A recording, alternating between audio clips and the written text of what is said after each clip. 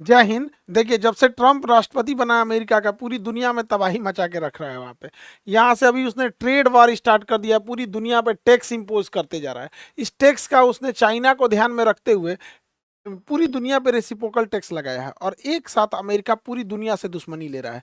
ये चाइना और रसिया के लिए बहुत अच्छा हो जाएगा, लेकिन ट्रम्प के बड़बोलेपन की वजह से पूरी दुनिया को भुगतना पड़ रहा है। अभी उसने टेरिफ लगाना चालू किया है, चाइना पे 104% का टैक्स लगा दिया है। पाकिस्तान पे 29% का, मर जाएगा बेचारा, ये 29% का टैक्स लगाया है। इंडिया पे 26% लगाया है। हालांकि इंडिया के पास भी 26% नहीं लगाना चाहिए, लेकिन हम लोग कहीं ना कहीं थोड़ा बहुत तो सर्वाइव कर ही जाएंगे। अब बांग्लादेश पे 37% लगाया है, और बांग्लादेश आजकल ज्यादा उड़ रहा है मोहम्मद यूनिस के इसमें। यहाँ पे बुढ़ऊ तुम्हारा दिन खराब आने वाला है, समझाते हैं कैसे। अब यहाँ पे 37% टेरिफ लगाया है। बांग्लादेश जिन जिन सामानों को अमेरिका को निर्यात करता है, जूट हो गया, सूती वस्त्र हो गए, कपड़े हो गए, टेक्सटाइल इंडस्ट्री, वो सारी चीज़ें भारत भी भेजता है। लेकिन चूंकि भारत पे टैक्स कम है, तो भारत की वो चीज़ें सस्ती हो जाएंगी और बांग्लादेश की वही चीज़ें महंगी हो जाएंगी। तो इस वजह से लोग बांग्लादेश की चीज़ों को खरीदना छोड़ देंगे, क्योंकि उनके ऊपर टैक्स ज़्यादा है। अब ये बुढ़ऊ को बुझा नहीं रहा है। कुछ दिन पहले ये बुढ़ऊ बांग्लादेश से गए चाइना में, और चाइना में जाके क्या करते हैं, भाषण देते हैं। ये चाइना से कहते हैं कि इंडिया का ये जो सेवन सिस्टर है, इनको ये सेवन सिस्टर को अगर समुंदर चाहिए तो केवल और केवल बांग्लादेश है, और बांग्लादेश इनको गाइड करता है। इसलिए आप आइए हिंद महासागर में इन्वेस्ट कीजिए, ताकि आप इंडिया को इस तरह से काउंटर कर सके। ये बात बोला ये बुढ़ऊ यहाँ पर। जबकि समझिए इस इंसान को कितना एहसान फरामोश है। यहाँ पर बांग्लादेश को अगर नेपाल को व्यापार करना होता है तो इंडिया से सामान भेजता है, इंडिया के रास्ते। और इसलिए उसको नेपाल जाना है तो इंडिया के रास्ते, म्यांमार जाना है तो इधर से रहता है, क्योंकि ये एरिया रखाइन वाला एरिया डिस्टर्ब रहता है। भूटान जाता है तो इंडिया के रास्ते। इंडिया इसे अपना ट्रांजिट यूज करने देता है बिना किसी टैक्स से, जिसको हम ट्रांसशिपमेंट एग्रीमेंट कहते हैं। अब इंडिया ने जब से ये जाके बुढ़ऊ बोला है चाइना में कि आप इंडिया को आके घेरिए, यहाँ इन्वेस्ट कीजिए, तो हमने इसका ट्रांसशिपमेंट बंद कर दिया है। अब आपको आना है इधर से तो आप भी टैक्स दीजिए, और नेपाल ले जाइए सामान, भूटान ले जाइए, म्यांमार ले जाइए। अब इनको अकल ठिकाने लग रही है। इसका कहना है कि इंडिया यहाँ पे समुंदर के रास्ते नहीं जा सकता, और ये बहुत पतला है चिकन नेक। अब चिकन नेक हमारी भी कमजोरी है। चिकन नेक यह पतला सा रास्ता है, यह छोटा सा 22 किलोमीटर वाला ये पतला सा रास्ता जो है, इसी के माध्यम से हमारा ये सेवन सिस्टर जुड़ा हुआ है। नहीं तो ये सेवन सिस्टर को महज ये 22 किलोमीटर पतला रास्ता अगर काट दिया जाए तो हमारा सेवन सिस्टर कट जाएगा। उसी का मजाक उड़ा रहा था ये बुढ़ऊ। बांग्लादेश का ये वाला जो राज्य है, इसका नाम है रंगपुर। ये रंगपुर जो है, अगर ये कब्जा हो गया रंगपुर जगह, तो काम खत्म हो गया। अगर हम इसको कब्जा कर ले तो ये पूरा बराबर हो जाएगा। अब हम लोग को आने जाने में कोई दिक्कत नहीं, ट्रेन ले जाएंगे, बुलेट ट्रेन ले जाएंगे, हाईवे ले जाएंगे, सब ले जाएंगे। हमारा जो पतला गर्दन था चौड़ा हो जाएगा। और बांग्लादेश ये मत समझो कि हम लोग ये नहीं कर सकते। तुम्हारे नॉर्मल डिलीवरी में मदद हम ही लोग किए थे। समझ में आएगी नहीं, 1972 में जब तुम्हारा पाकिस्तान से नॉर्मल डिलीवरी नहीं हो पा रही थी ना, तो हम ही लोग ने नॉर्मल डिलीवरी कराने की कोशिश की थी, बाद में ऑपरेशन से कराना पड़ा था। 1971 की लड़ाई 72 में आज़ादी हुए थे, तो दादा लगते हैं हम लोग। अब मोहम्मद यूनुस ये सब चीज़ों को समझो, वरना अगर ये कब्जा कर लिए तो कहानी खत्म हो जाएगा। इसके अलावे आप जो कह रहे थे कि हमारे पास यहाँ पे समुंदर नहीं है, ये जो त्रिपुरा राज्य है हम लोग का, त्रिपुरा, इससे महज 15 से 20 किलोमीटर बाद समुंदर स्टार्ट हो जाता है। अगर हम लोग इसको थोड़ा सा कब्जा करके नीचे उतर जाए तो त्रिपुरा यहाँ से समुंदर मिल जाएगा। तो क्यों ना हम मेघालय को ग्रेटर मेघालय बना दे और त्रिपुरा को ग्रेटर त्रिपुरा बना देते हैं, काम खत्म। एक्सपीरियंस भी है, इंडियन आर्मी के पास इसका अनुभव भी है, कहाँ कहाँ क्या चीज़ है, यहाँ घेर देगा यहाँ पे। इससे बांग्लादेश का ये चटगांव राज्य, जो उसका सबसे बड़ा राज्य है चिटगांव, और सूर्यसेन ने चिटगांव शस्त्रागार को लूट लिया था, तो चटगांव राज्य कट जाएगा। चटगांव राज्य जब कट जाएगा तो ये एरिया में बांग्लादेश का पावर कंट्रोल भी खत्म हो जाएगा। देखिए, बांग्लादेश का ये जो स्टेट है ये रंगपुर है। ये रंगपुर को अगर हम काट देते हैं मेघालय को बड़ा करने के लिए, कि हम मेघालय को ग्रेटर मेघालय बनाते हैं, तो ये हो गया ग्रेटर मेघालय। हम लोग का जो रास्ता पतला सा था अब वो चौड़ा रास्ता हो जाएगा। अब यहाँ देखिए, ये बांग्लादेश है। बांग्लादेश से इनका कहना है कि इन लोगों के पास समुंदर नहीं है, तो त्रिपुरा को अगर हम थोड़ा सा 15 किलोमीटर 15 से 20 किलोमीटर नीचे लाएं तो ये समुंदर के पास आ जाएगा। जाएगा। अब त्रिपुरा के पास अपना समुंदर हो गया, जब त्रिपुरा के पास अपना समुंदर हो गया तो हम लोग का टेंशन खत्म। इन लोग को समुद्र मिल गया यहाँ से, और हम लोग का ये चिकन नेक जो पतला सा रास्ता था ये भी चौड़ा हो गया। इसके अलावे म्यांमार का ये वाला एरिया रखाइन कहलाता है, जिसे अराक्कन आर्मी कंट्रोल करती है। रखाइन एरिया, रखाइन वाले में रोहिंग्या समस्या है और ये लोग बांग्लादेश पे आक्रमण करते हैं। तो क्यों ना हम लोग त्रिपुरा को समुंदर से मैच करा दे, और जैसे समुंदर से मैच करा देंगे तो इसका चिटगांव ये वाला एरिया खत्म हो जाएगा, काक्स बाजार। और इंडिया में जितने रोहिंग्या हैं जो बांग्लादेश से भाग के आए हैं उनको कहा जाएगा भाई तुम यहाँ जाके रहो, अपने नेटिव स्टेट में जाके रहो, हमारे यहाँ कह लिए चलाए हुए भेज दीजिए यहाँ पर। और ऐसा नहीं है कि बहुत टफ काम होता है, यहाँ से यही एरिया तो काटना है, ये इसका रंगपुर काट लेंगे, यहाँ से सिलीगुड़ी गया काम से, ये चिकन नेक यानी सिलीगुड़ी चौड़ा हो जाएगा। और ये जैसे काटेंगे त्रिपुरा से ये समुंदर आ जाएगा, यहाँ से ये वाला एरिया को बैठा देना है।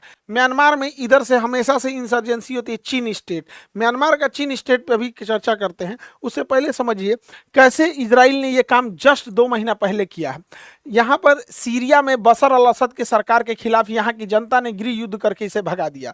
तो ये जैसे बशर अल असद सीरिया से बाहर गया ना, ये देश देखिए इजराइल है। ये इजराइल ने तुरंत कब्जा कर लिया गोलान की पहाड़ी को। गोलान की पहाड़ी कब्जा करने के बाद इजराइल जो है सीरिया की राजधानी दमिश्कस से महज 10 किलोमीटर की दूरी पे खड़ा है। जब चाहे दमिश्कस को हरा के खत्म कर सकता है, सीरिया की राजधानी को। तो ऐसा दुनिया में हुआ है, हम लोग भी कर सकते हैं अगर मोहम्मद यूनिस इस टाइप की नौटंकी करेंगे तब। अब अगर हम म्यांमार को देखते हैं तो ये तो बांग्लादेश है। म्यांमार का ये निचला स्टेट जो है इसे हम लोग अराक्कन क्षेत्र कहते हैं, इसी को रखाइन कहा जाता है।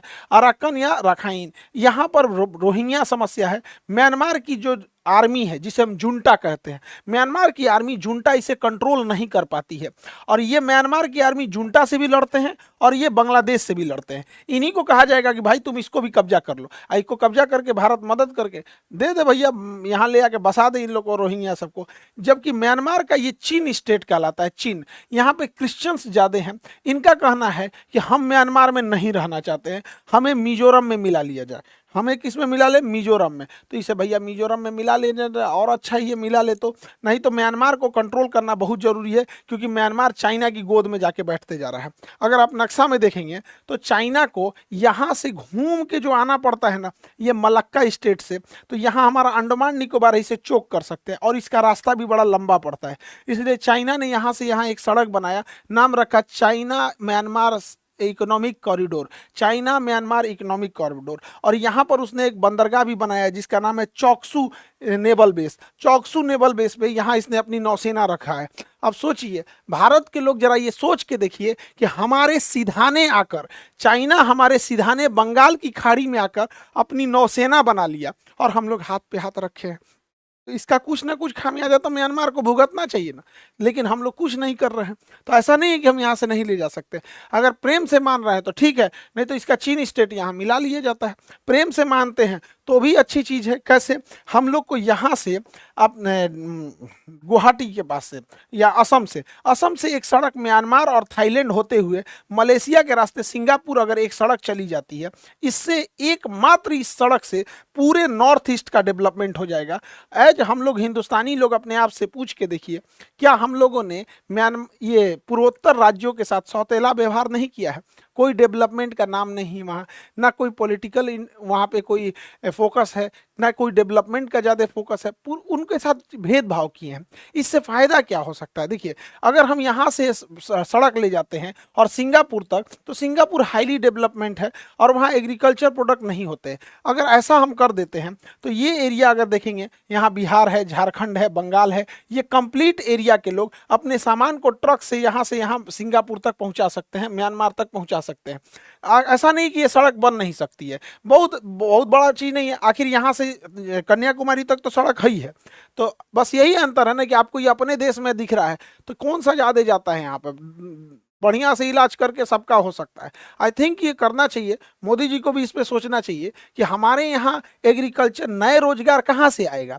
रोजगार आप खाली चिल्लाने से नहीं ना हो जाएगा कि बिजनेस करो बिजनेस करो, आप बिजनेस के लिए इंफ्रास्ट्रक्चर दीजिए। यहाँ का आदमी एग्जाम्पल के तौर पे बतख का अंडा, इस एरिया में बतख का अंडा उत्पादन ज़्यादा होता है लेकिन डिमांड उतना नहीं है, जिस वजह से लोग बतख नहीं पालते, जबकि बतख में बीमारी वगैरह नहीं आती है। लेकिन अगर बस ये सड़क बन जाती है तो बतख के अंडे का सबसे ज़्यादा उपभोग जो होता है इन्हीं आसियान कंट्रीज में होता है। यहाँ से ट्रक से सामान आएगा, अपना लोड करते हो जाएगा, एक यहाँ गांव से एगो सड़क पास हो जाती है तो गांव का डेवलपमेंट हो जाता है। तो बड़ा बड़ा राज्य है।